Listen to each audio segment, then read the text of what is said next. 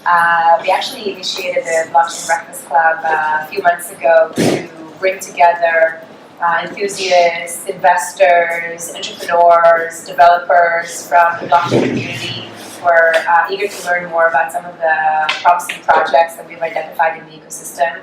And we've been conducting these meetings regularly as an expert series where each and every time we come together, we have another entrepreneur talk to us about his development in the space, about his ICO, lessons learned, best practices, technology, and really open it up to a friendly conversation and Q&A session thereafter to learn more about the solution and the ecosystem as a whole. iAngels have been investing in blockchain-related companies from our VC arm for like 2-3 years now. And so in 2017, it was very intuitive for us to start engaging and investing in companies who are also potentially going down the ICO route or raising capital, not necessarily for equity, but potentially for tokens. We find the space incredibly dynamic, interesting, and part of our thesis as to where the future of technology and the internet is going. So we're really happy for you to join us today, and today we'll be discussing Firmo. Before we start, I'd like to invite Omri Assia, founder and CEO of eToro, and co-host of our expert series, to just say a few words. Maybe I'll... It's fine. Come. No, it's fine. So you said everything already. Oh, it's video. Okay. So we're very proud to work together with iAngels, of course. But a pleasure. But originally we said eToro does public markets, so in eToro people can trade stocks, commodities, indices, and then we had cryptocurrencies, and iAngels does private markets, investing in startups, and suddenly ICOs were something in the middle, so we're both doing that. We're extremely enthusiastic in eToro about the blockchain. We believe this is a paradigm shift, a revolution as big as the invention of electricity and the internet, and it's going to transform basically the entire global economy because it's changing how financial services and how finance works. And it's really about the tokenization of assets, and it's really the digitalization of the entire financial services industry. We've met Omri, who's actually on exactly that part of sort of finance meets the blockchain and how you create financial contracts. So at eToro, we're very, very excited about any basically company that deals directly with financial services and trading activities around the blockchain. I'll let you guys enjoy the conversation. Perfect. Right. Great. So, Lee, thank you for joining us this morning. Thank you very much. First, I want to thank iAngels and eToro for hosting us here. It's a great pleasure. And before we start, we want to Firmonize you by actually offering you our own shirt. Firmo t-shirt. That's awesome. So, thank you. I think I'll wear it for the. I'm not sure it's a beautiful shirt, but maybe just for today's webinar. You know what? It's a bit rainy in Tel Aviv today, so it's very helpful. Done. Done. How do you say? Are you gonna Firmo me? I'm Firmo. How should I say it? I think I've been Firmo. You've been Firmo, 100%. So thank you so much. And so a little bit about myself. Yeah, so, perfect. My background is quite both technical and related to financial industry over a long time. So I work in the financial industry over the past 15 years, varieties of roles, from trading algorithmically to build financial products, price financial products. And most of my research background is also related to that. So I have a PhD from math finance from the University of Cambridge in England. And at that time I focused a lot about the financial markets, how they work, how actually noise trading affects financial markets because they are not as efficient as one may think. So I've been in this industry for a while, and similar to what Johnny said before, I also think the world of blockchain is a paradigm shift in that industry because we can actually build things that were not possible before. We can build protocols for infrastructure, for financial services that were not possible before.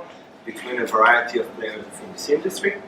My background is also very much based on security, so I worked at the Israeli Air Force, where I work with airplanes, and this is a software that must run correctly, obviously, because it's about people's lives and safety and critical system. And I think in that place and in Firmo, it's actually a great opportunity for me and for the rest of the team to actually build on top of all of these things together, put security into financial markets, and and we're very, very excited about this world and also about what blockchain has to offer. So thanks for hosting us. Thank you. Tell us maybe a little bit also about the team and how you guys came together. Yeah, so the team is quite experienced within both blockchain and the entrepreneurship area. We have Elad, who works as our COO. He's bringing a lot of experience from Colo Technologies that have been working for many years within the area of blockchain. They built with eToro, of course, the first protocols around the Bitcoin trading in Colorcoin, and has a lot of experience of operation and business and the process of building that. And we have Dovev, that's working with both operation and marketing, that has tens of years of experience within marketing, including 2 successful exits of his previous companies and 1 IPO. So we feel pretty confident on the management side of that side. On the technology side, a lot of the people were recruited through my sort of academic contacts. Many of them are former master students of mine that I can vouch for them to being top within the industry. Both, a lot of them work within financial services, because most of my research that I've done as an assistant professor in blockchain technology and data-driven finance was around using finance and data in financial services. So. Interesting. Very cool. Great. So let's dive right into Firmo and tell us a little bit about it and what it's trying to solve. Yeah, fantastic.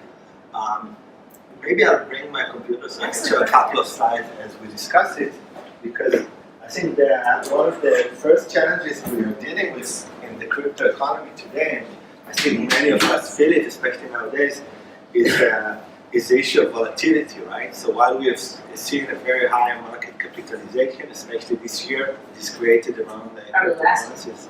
Last year, but still, it's in hundreds of billions of dollars. It's becoming significant. We see a large amount of volatility in that markets, right?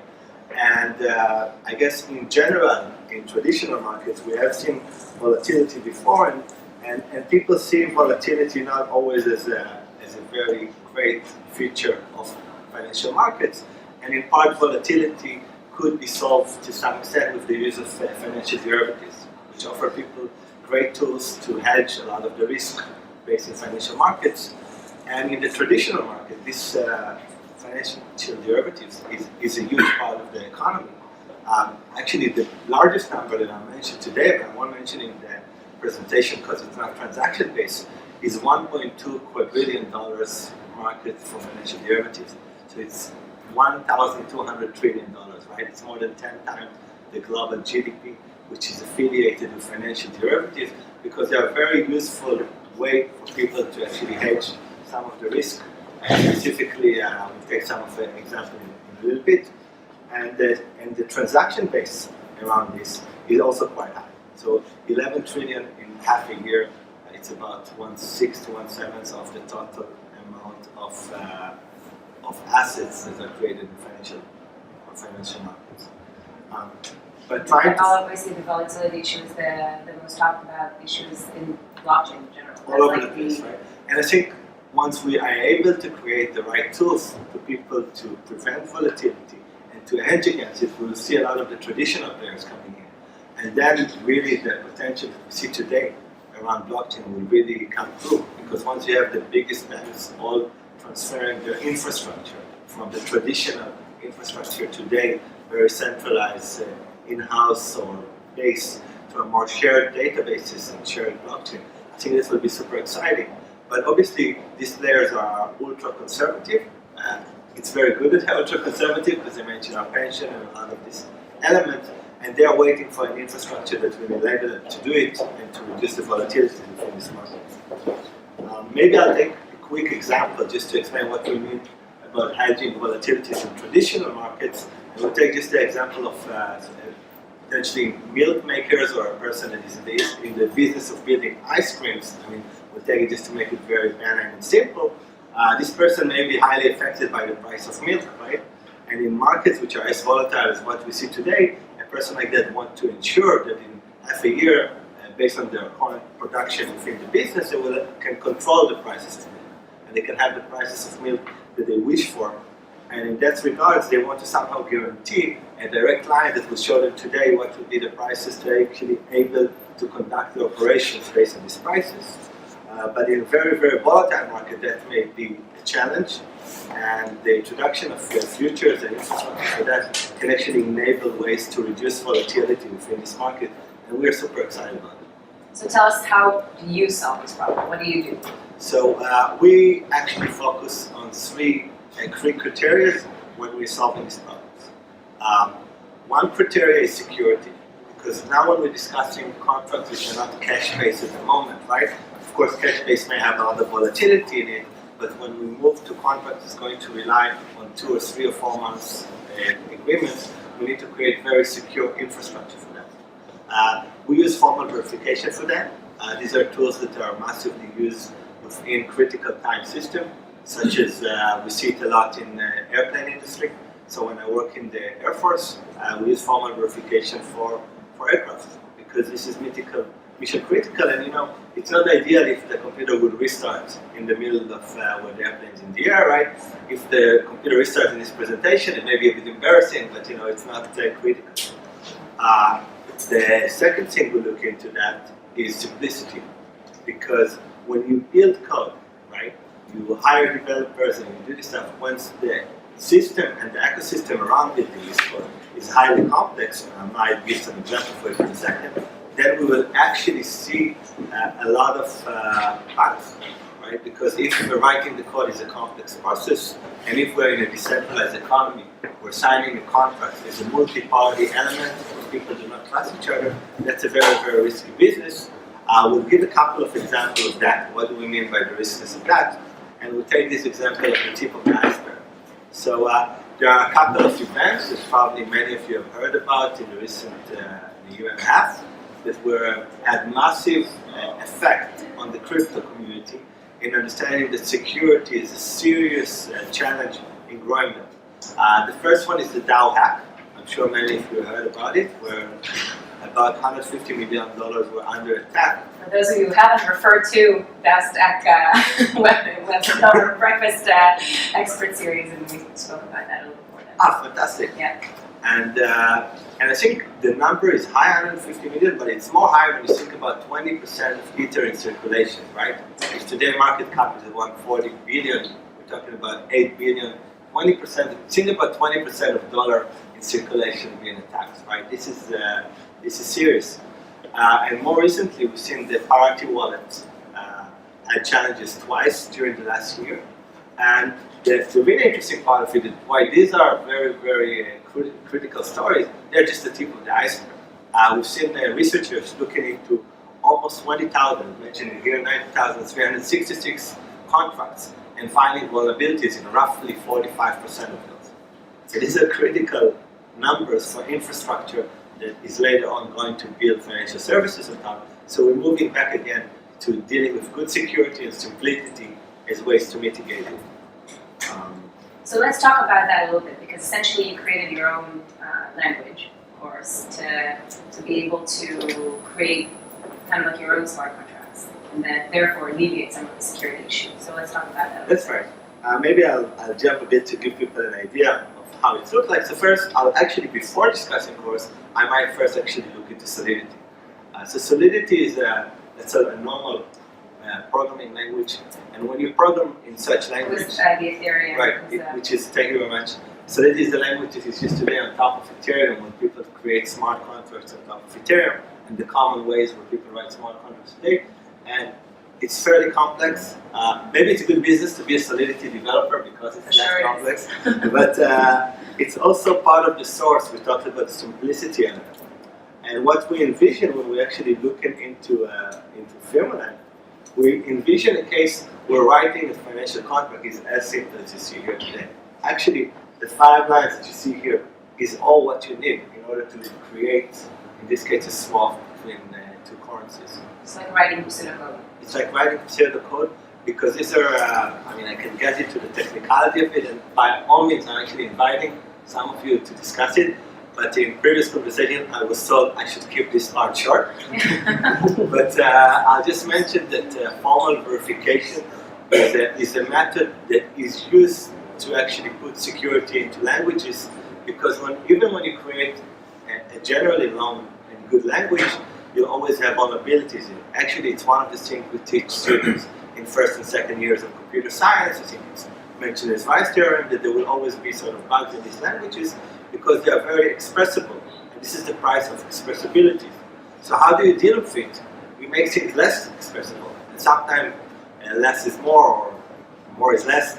But in that regard, so how do we do it? We create what is called a domain-specific language. A language, again, by its name, that is very, very specified for this specific domain. In our case, it's financial services, where the key basic stuff, as you can see here, are actually transfers. So eventually, everything going to create a list of transfers. The second element, and after that, I'm not going to speak more technicality, I promise you that, is the fact that you can notice that these languages are finite time. Because you take a loan for 20 years, maybe you pay a monthly payment, and you have 240 payment, and that's it. You take a future contract, it expires in 1 month, in 2 months, and that's it. So you can actually create a finite time, which can actually create a finite language. And from security point of view, this is very, very appealing. So is this kind of like the key highlight of why to use Chorus for smart contracts, or is the fact that you use that enables you to encapsulate it and have a better security mechanism on top? Yeah, it's definitely one of the three portions that we say that are very crucial. As you said, it's secure by the build of it. The second part, that it's simple to use it, and I'll show an example of that. And the third part is that it's actually blockchain agnostic, and that's actually, we haven't touched so much of that one. But the fact that we actually be able to build this language outside of the blockchain actually does not put us connected to one specific blockchain. So we've seen before the Solidity example, with all the problems that we mentioned before with Solidity, it's complicated to program in it, it's insecure, it's also very specific to Ethereum, right? So now you want to create a language on Neo. What happens if Orbs or other projects are actually able to escalate and show us the future of tomorrow? Now we have to convert all of our code base. In our case, the language is secure, simple, and external. We just create and support several compilers. And a lot of the people we're in touch with in the community, they're super excited about it. Yeah. So just an opportunity. How about all the people who actually develop smart contracts for Ethereum? Will you be able to somehow help them convert it to Chorus so that they can take it across blockchains? Or do they have to write everything? Yeah, so we won't be able to take Solidity code and convert it. We won't feel secure about doing it, but we want to make the process, and I think that's what you're referring to, very simple to people to work with our language. And the best way to do that is actually by enabling them getting a lot of templates, a lot of simple examples. So even I've shown before how, let's call it simple, it is for a programmer to write coding course, and you mentioned it's a natural language. We're even more excited to create templates for people where they can actually follow a case of creating a feature. I can actually even run with you like how that would look like. And that's, let's hope that I can find again, in this case, I would also not show you the most technical example because I think it may... let's keep it simple. Yeah, but I think what we're excited about again is to show you a case of a marketplace. So this is already live. So what we're seeing now is a mock-up of our live system. I can run with you the live system, and I also invite you guys to come and see it after the presentation. I think it's maybe going too technical to show it. No, absolutely. Just I always want to exactly invite people to check it out afterwards if they can. But we do have it, and we can run. We can show you how we interact there with Ethereum and build this smart contract in multi-party. Just a bit more complex case study to show that case. But in this case, you log in to a marketplace. In this marketplace, so here you see a variety of future contracts between a variety of tokens. built on top of the platform. And you can see a use case where you actually created without coding at all. So in this case, you just pick a type of a contract, especially with some of these financial contracts are quite, the build of them is quite advanced, so you know how it looks. You create a future contract, you pick your policies of choice, it is diagnosis, you build the start and end date for your contract. When it expires, then you can review it before actually listing it, and afterwards create it and list it in the marketplace, and actually being able to trade it, move it between your internal wallet, and look into a variety of contracts that you may be trading directly on an exchange. Again, we're not an exchange, just to clarify, but we're an infrastructure that you can integrate very easily to it and very securely to the exchange. Excellent. So let's talk a little bit about the way that you see users and groups. Yeah, fantastic. So the first type of users would be, and actually we mentioned a very specific, because the market for derivatives is so, as we mentioned before, huge.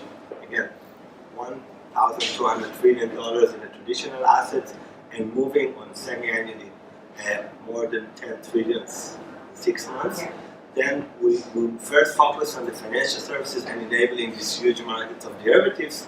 So our first customers in that regard will be exchanges, because this is the most, let's call it, urgent use case. Also, we hear and talk about volatility all the time, and the people are very much in need for these products today, right? You could see how large part of the pie it is in traditional markets, and it's more or less zero today in the crypto world because we don't have this infrastructure. So we are not going to deal with the liquidity and the questions that normally exchange deal with, KYC, financial regulation, and all the parts, but we're going to provide the infrastructure that they will build these contracts with them. So that's the first sort of and main business possibility, is to actually connect to these traditional and exchanges based on cryptocurrencies. Later on in that stage, and we also actually heard a lot of inquiries for other providers that actually want to utilize this technology to further financial services on the blockchain. One interesting use case is peer-to-peer lending. Again, when you lend, again, you have a list of transactions, so you could easily model it with FirmoLang and utilize it directly. Other cases are also prediction markets, which are also a case of transaction-based. Leading me to my next question. So, what do you think is kind of like the roadmap? What's up ahead when you view like short-term and long-term into the future? So, short-term during this year, we work on partnership with exchanges and players that are already part of the crypto world today.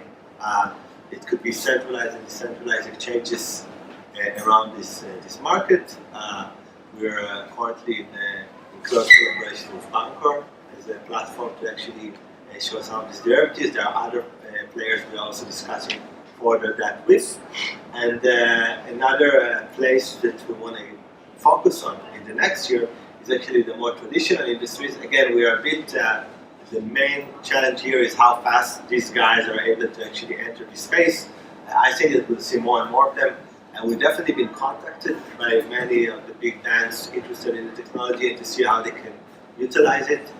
The question of how fast they can move is not completely up to us, but we are focused in 2019 to actually bring that industry to the blockchain. So exactly, for traditional assets, so what do you think, how do you think they will start writing smart contracts, or they will try to adopt specific blockchain and have you assist them in terms of how to manage financial services and offerings on that blockchain? What do you think? Right.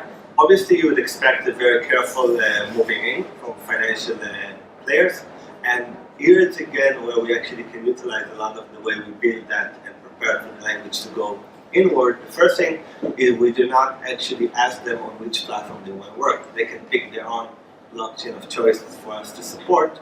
And the second element that, given that they're, I do not expect these sort of banking financial services to hire 10 of the best Solidity developers that are already in a scarce mode. They can actually work very easily with our language and start building some contracts and prototype a couple of their existing products and play around with it. And once they feel ready, actually ship this product directly to the market. I think this would be super exciting for all of us. Great. So I think again, what kind of trends do you see in the market? I mean, this is definitely one highlighted trend that we see in 2019, and I think a lot of people are very excited and kind of like forward-looking in how traditional financial institutions are going to step into this market. What kind of other maybe trends or related trends do you identify? Yeah, I think the market matures a lot in a very quick way, which also why we see a lot of the ups and downs, because it's very new market, and even though so you view it as corrections or it's like steps towards growth. Yeah, or growing pains maybe, because we see even today, right? I mean, one of the reasons why the largest financial institution haven't entered this industry a year ago was that that was a low amount of billions dollars, which is even it's not even big enough to be interesting for one of the biggest hedge fund and financial institutions. As this growth happens, while they look into the technology, they can see that it's picking up, and we see that they want to be part of it. Similar to as they see in the past revolution and the internet revolution, they don't want to stay behind and allow newcomers to take their prominent place. So I think they try to move as fast as they can. And for me, as a person that's been with this industry over a long period, right? So I've been, the first time in the 2011 interested in Bitcoin, but during the last 3 years being really engaged in the industry, and apart from doing on the academic side as assistant professor work on that, I also work a lot with the industry. I consulted a couple of governments, both in Africa and Europe.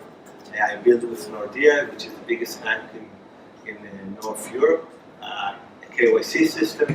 But even at that time, when we built it a couple of years back, they were very excited about it, there were surprises in it, but they were not ready, right? It got to their CEO, they could see the saving opportunities, but they could not move fast. And I feel from discussion with them today that they're more ready. They couldn't move fast, or they couldn't make a decision. Like it's also hard because I think there's a lot of bureaucracy and there's a lot of governance and regulation and things that are not there yet. So I think it's kind of like a dual. And it's very correct. I mean, they know to be conservative, but that's part of it. It's a quality and it's an asset and liability at the same time. But I guess that's also what makes this very exciting and give also opportunities for a lot of entrepreneurs. And I also want to mention in that regards, if we're speaking about the long term, I want to mention Sylvia Mikali, which is a Turing Prize winner, one of the most known cryptographers, and actually had given an inaugural lecture a bit ago, and he actually encouraged everybody to look into this space. And I think when you see that sort of amount of figures actually saying this distributed ledger is going to change the world, and also you're only mentioning it, and a lot of people for that. I think it. Take notes. No, but I think it's coming. Right? So I'm very excited about it. It's already happening. I agree. Something that I like to ask is usually kind of like from your perspective and kind of like your journey and the process that you went through, I guess, over the last 6 months or 1 year in terms of the company, the ICO, without naming specifics. Can you share with us some of the thoughts, some of the experience or lessons learned maybe that you'd like to share with people listening? Okay. I think that one of the things I enjoyed during the process is the ecosystem. I felt it was quite open. I encourage people also from here, and otherwise want to learn more to go abroad for several conferences, because it's very nice, semi-geeky but semi-industry with people that you can actually encounter a lot and learn from them. And I think one of the things that are also exciting about it is when I see other companies, some of Boston, and before and after the ICO, to see how passionate they are and how much people actually continue working on it. So I think it feels very exciting. I can say also on my side, right? When I got encountered to this technology a couple of years back, it was, and I think I see it in a lot of people. It was like people say during the rabbit hole. So I was very busy in my life, like everybody is all the time, and I just actually known the technology even earlier than that. Then I could see what you can do with smart contracts, and then it just caught me, and I'm like, wow, this is absolutely crazy, right? can you do that? Multi-party can get agreements and really push things this way? I can't believe it, right? Because I always see this view, very centralized system going against everybody, it's me against the world, and suddenly you have some technologies can make you rethink about it. Yeah. And I kind of dropped everything else. I mean, at that point I came to the head of my, I've been then assistant professor, I came to the head of our study and said, I want to do it, otherwise I'll resign, not in a bad way, right? We still stay friends, and this is what I want to do. And they kind of encouraged me to do it. They said, go ahead. And last year I done the largest summer school in Copenhagen, in the world actually, for academic. We had 8 companies, over 80 participants from all over the world. And we see this world kind of coming together, and I think this is super exciting. I agree. Great. Sounds amazing. Let's maybe open up for some questions from our audience. So, yes. So first, explain what we're seeing on the screen there. What is that? There's an implementation of Anchor. How do you exchange ETH to Gnosis or banks using Firmo?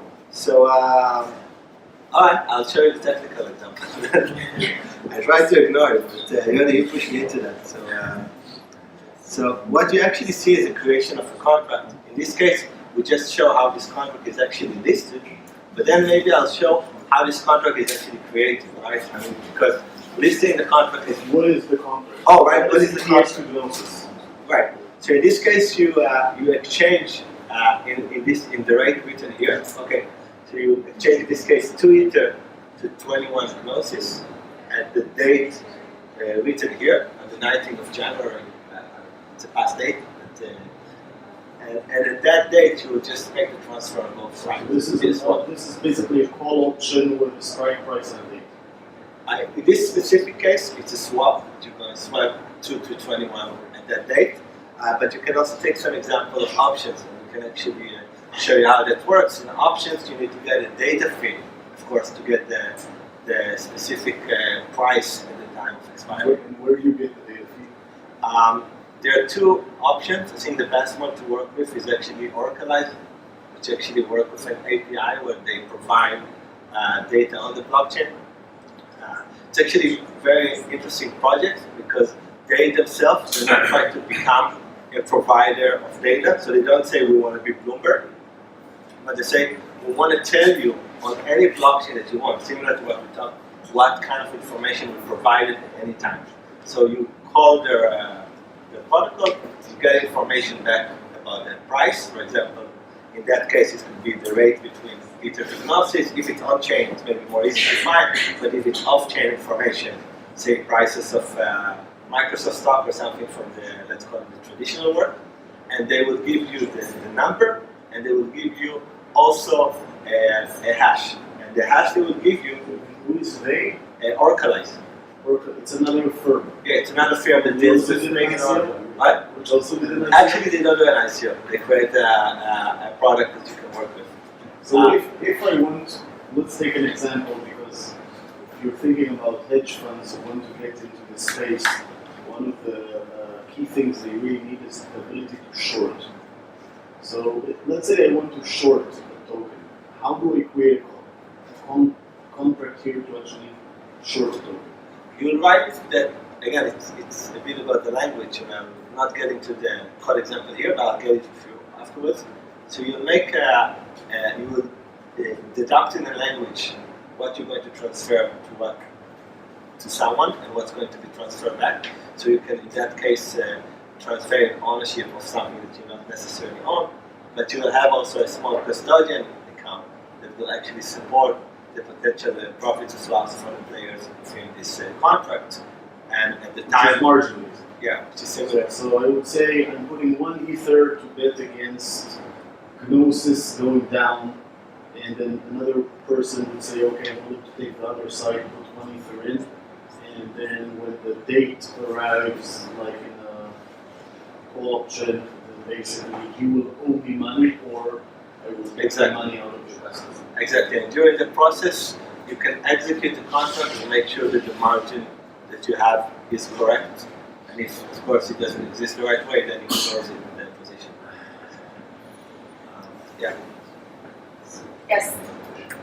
So you're saying I can actually future sell something I don't own, right? So how is smart contract going to enforce it in the future if I don't have it? Yeah, so I Let's think it's, just repeat the question just for. oh yeah, so the question was, if you are shorting something that you do not own, how would you be able to settle the trade, right? So good question. The way you handle that is by actually some sort of escrow or custodian part of some of the assets that you have in place.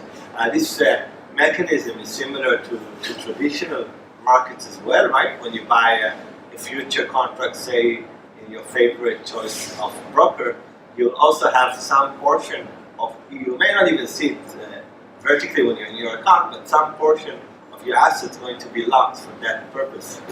So there's more Yannick risk. can probably describe it even better. There's an issue here because whatever, let's say I want to bet against the token going down, which now looks reasonable.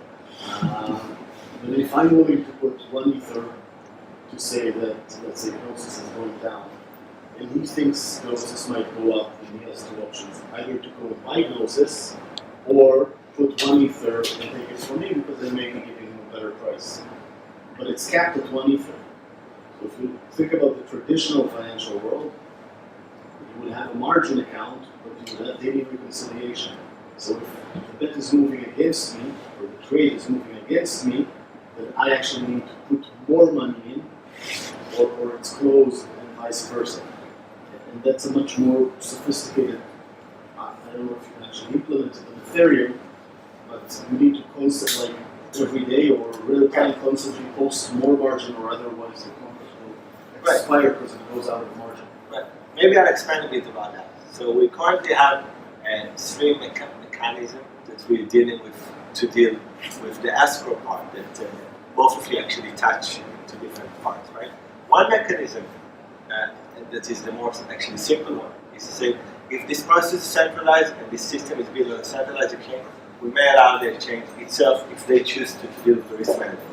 A second mechanism is a mechanism where we put at the time of agreement of the contract sort of a max loss in the contract, and that's sort of, so if you think about it as an option, it could be as buying one option and then selling another one with a higher, which is the max loss. Transforms it from a short to a binary option.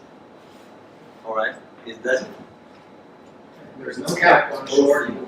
See, it's not capped as a binary because you have, it's more like long one option and short another option. So it's not, we're not going that direction, definitely. And the third element that is working with, and I think Yoni, you mentioned it a little bit, is about handling your margin more ongoingly. And there are a couple of technological challenges to look into when you implement it on a distributed ledger. And the first one is that currently, today, you need to actively work with the ledger. So you actually need to poke it when you want to deal with it, because it's asynchronic by the way it works. The way time works into it, I won't get into much into it, but it's not as simple as it works on the more traditional market, and you want to engage with the chain itself whenever you want to execute it, which means that when you have to change your margins on your account, it's something you need to be executed from externally. I'll try and repeat myself just to make it more clear. I can't, like if I had like my computer right now, I could have a scheduler that's going to schedule something that's going to run in 5 minutes, 10 minutes, and recheck it. I cannot schedule things so simply on Ethereum because the way it's run is you actually need to poke it to start running. I can schedule something external for Ethereum, or any, in this case, blockchain, and let it interact with that, but then of course there are the costs of interaction with the blockchain, which are not always optimal. So it's something that you need to sort of maintain on a very case-by-case basis on how you want to do it. One solution is that whenever you, sorry for the long answer, but whenever you execute a trade, right, in the future time, and that's the first way we deal with it, is whenever you execute it in the future time, and I'll be happy to actually show you how it works afterwards, not to bore everybody here, you're actually going to move forward with time and check, is through this path here the contract is held correctly before you actually distribute it. And if it's held correctly, you distribute it. If there was a margin call in the middle, you just apply that. And the second thing is to allow users to add and remove margins themselves. But it needed to be more actively driven by them, and you can also externalize that process from an exchange. And actually focus on that. It's a bit of a long answer, and it's actually a very interesting discussion. I'll be happy to continue that afterwards. Thanks for that. To clarify, so who is your customer basically? Is it eToro? Is it exchanges? What does the business look like? So the business look like, again, it's a B2B business, as was mentioned earlier, and also mentioned by Yoni. So you're going to strike a deal with a provider of liquidity that during the process when they're actually utilizing your technology, there is a payout for that. So it's kind of pay-per-use. So from the user's perspective, if I use an exchange or eToro, I don't engage with Firmo. No, you don't engage with it directly. More questions? Is this already working? What Yes. you're seeing here, this actually works? We can show you that, but with a not as nice GUI working here. So we can actually engage with So this is a mock-up, and you have Yeah, we have a something last working nice. without the mock-up. Exactly. Yes. Okay, the same question, because I also asked if you have any I can show it to you now if you customer want. that already using your platform. So it's a different customer using the platform and having the platform in another place. So we are discussing it currently with a variety of customers. We don't want to Name them. to name anyone specifically right now.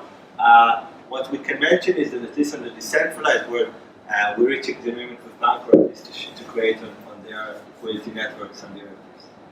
So how long it will take from starting with you to raise money for your platform? So again, we're going to be product on other platforms, right? But you asked when is the product is out. Yeah. So at the second half of this year, we're going to create the first product out. So, and some of them we're going to share with the network, and of course, one is going through security audits during the process and everything. So that's one part. Yes. Maybe you touched upon this. Do you see an application of this for non-financial assets, like property ownership, domain names, intellectual property? Right. So actually, it's an easy answer before, but more complicated. The first answer is no. It's it's domain-specific language, which is focused on finance. And while it's limiting the scope, again, to say limiting on the financial scope is quite, it's almost contradiction, but it's limiting to be very transactional based. It's what gives the power to the language. And so I understand where the question is coming from, but we're actually moving on to this very specific domain of finance. Just to comment on that, is that it's a very, very, very large domain, as I mentioned before. The size of the derivative market is huge. When you mentioned tokenization of real estate, that's for me partly finance. So maybe some of the examples you mentioned could actually be still models, but it's really dependent. I don't want to say without learning it more. Excellent. Wonderful. I think we'll conclude with that. Thank you everyone for joining us. Thank you Mixer for hosting us here, and for eToro, our co-host for the expert series.